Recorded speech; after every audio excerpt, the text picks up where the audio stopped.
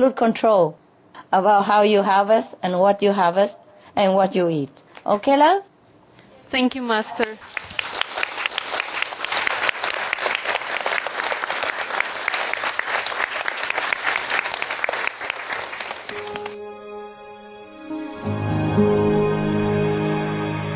Vegetarianism and religions.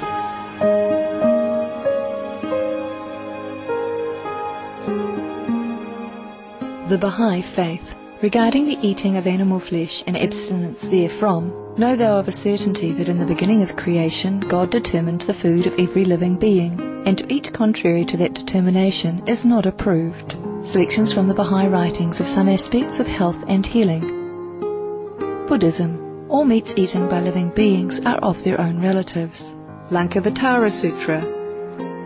Cao Dai, the most important thing is to stop killing, because animals also have souls and understand like humans. If we kill and eat them, then we owe them a blood debt.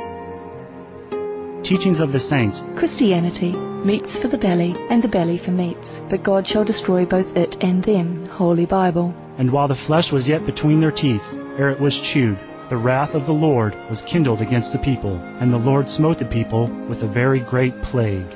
Holy Bible. Confucianism. All men have a mind which cannot bear to see the sufferings of others. The superior man, having seen the animals alive, cannot bear to see them die. Having heard their dying cries, he cannot bear to eat their flesh. Mencius. Essenes. I am come to end the sacrifices and feasts of blood, and if ye cease not offering and eating of flesh and blood, the wrath of God shall not cease from you. Gospel of the Holy 12. Hinduism. Since you cannot bring killed animals back to life, you are responsible for killing them. Therefore you are going to hell. There is no way for your deliverance. Adilila. He who desires to augment his own flesh by eating the flesh of other creatures lives in misery in whatever species he may take his birth. Mahabharata anew. Islam. Allah will not give mercy to anyone except those who give mercy to other creatures. Hadith. Do not allow your stomachs to become graveyards of animals. Hadith. Jainism. A true monk should not accept such food and drink as has been especially prepared for him involving the slaughter of living beings. Sutra Kritanga. Judaism. And whatsoever man there be of the house of Israel, or of the strangers that sojourn among you, that eateth any manner of blood, I will even set my face against that soul that eateth blood, and will cut him off from among his people. Holy Bible. Blood meaning flesh. Sikhism. Those mortals who consume marijuana, flesh and wine, no matter what pilgrimages, fasts and rituals they follow, they will all go to hell. Guru Granth Sahib. Taoism. Do not go into the mountain to catch birds and nets, nor to the water to poison fishes and minnows. Do not butcher the ox that plows your field, tract of the quiet way. Tibetan Buddhism. The offering to the deities of meat obtained by killing animate beings is like offering a mother the flesh of her own child, and this is a grievous failure, the supreme path of discipleship. Zoroastrianism. Those plants I, Ahura Mazda, or God, rain down upon the earth to bring food to the faithful and fodder to the beneficent cow. Avesta. Everybody knows that vegetarian diet is good for health and to save the planet. They will be awakening their own great, compassionate, loving self-nature, and then their level of consciousness will rise up automatically, and they will understand more than they ever did, and they'll be closer to heaven than what they are right now. We have something we'd like to share with you.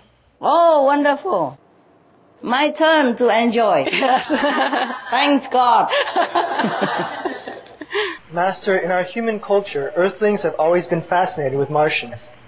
We are naturally curious about our so-called alien neighbors, and hence there has been much written on the subject, including jokes. Here's one.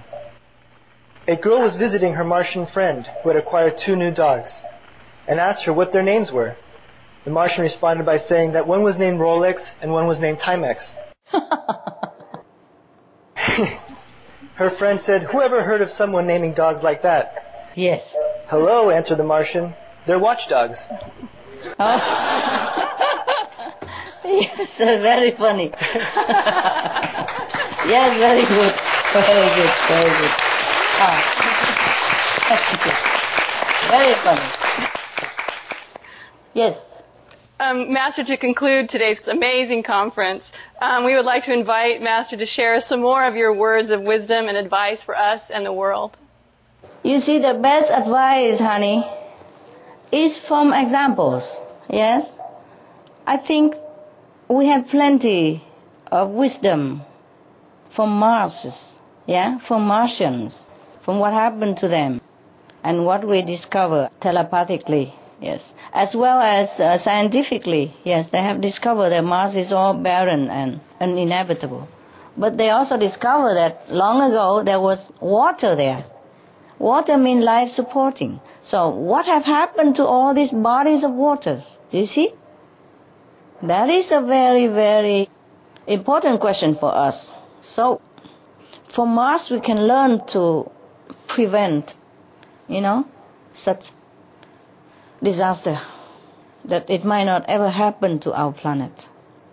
So my advice is just look to Mars and don't forget that we have a very beautiful home here for us and for our children and for grandchildren, great-great-grandchildren. It's a beautiful place, physically speaking, and it has all conditions to sustain life. And it offers us so much fun, so much beauty, so much love. And even though it's a temporary home, but it's a very good home for practicing spiritually, for rekindle our wisdom within, and for practicing to be, a higher, nobler being.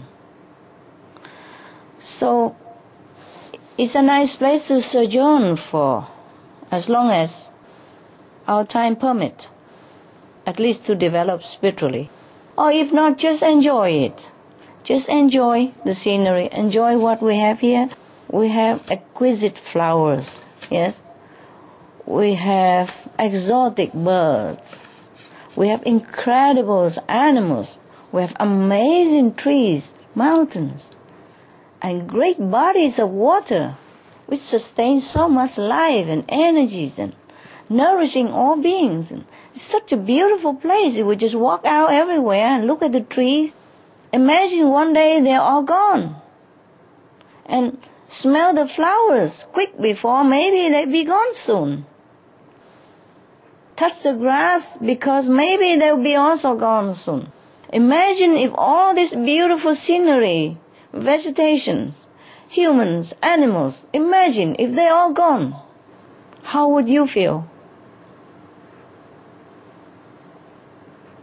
So we have to protect this beautiful place we call Earth, because this is the home of not just us, but many other species and the environment, beautiful flora and fauna. It's really an incredible place.